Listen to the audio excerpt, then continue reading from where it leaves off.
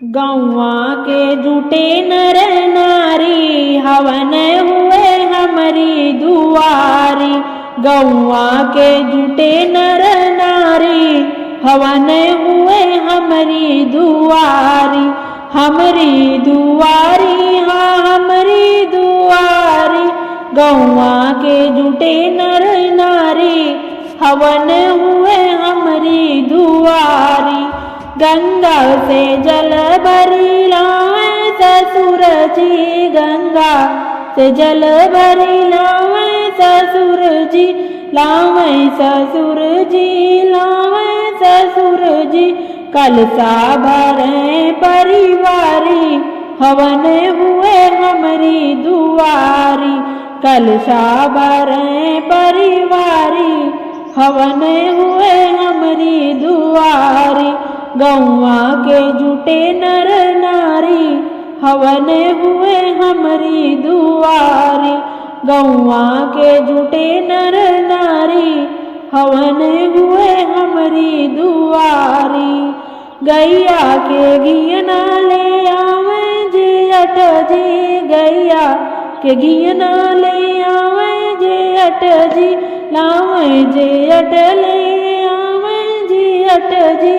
दियना जलावे परिवारी हवन हुए हमारी दुआरी। दियना जलावे परिवारी हवन हुए हमारी दुआरी। गौवा के जुटे नर नारी हवन हुए हमारी दुआरी। गौवा के जुटे नर नारी हवन हुए हमारी दुआरी। लाल लाल चुनरी देवर जी ले आवे। लाल चुनरिया देवर जी ले आवे। देवर जी ले आवे देवर जी ले आवे।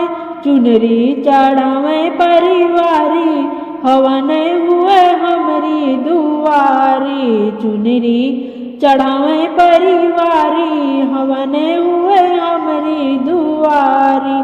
गौवा के जुटे नर नारी हवन हुए हमारी दुआरी। गौवा के जुटे नर नारी हवन हुए हमारी दुआरी।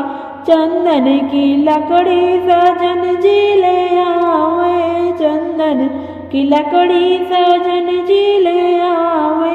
हवन करें परिवारी हवन हुए हमारी दुआरी। हवन करें परिवारी हवन हुए हमारी दुआरी। गौवा के जुटे नर नारी हवन हुए हमारी दुआरी। गौवा के जुटे नर नारी हवन हुए हमारी दुआरी।